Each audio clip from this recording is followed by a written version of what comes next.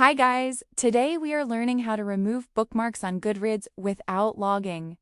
First, unlock your phone and locate the Goodreads app on your device.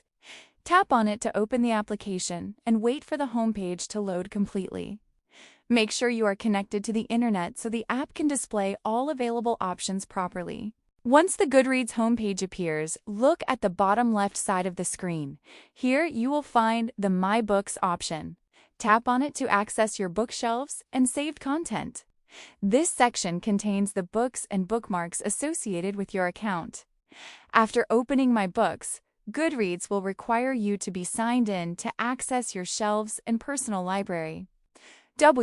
Or edit saved bookmarks while logged out. Without logging into your account, the app does not provide access to bookmark management features. This means you cannot view or edit saved bookmarks while logged out. Next, enter your Goodreads account credentials and sign in. Once you're logged in, your shelves and saved books will become available. This gives you access to the content connected to your account, including items you may want to remove. After logging in, browse through your shelves and locate the book or item you would like to remove.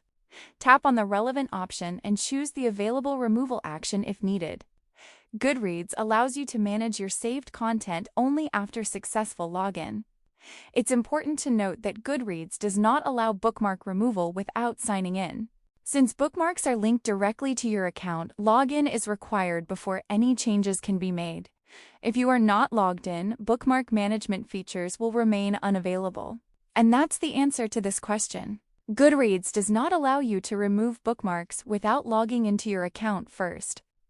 If this video helped you, make sure to subscribe and comment below for more simple tutorials.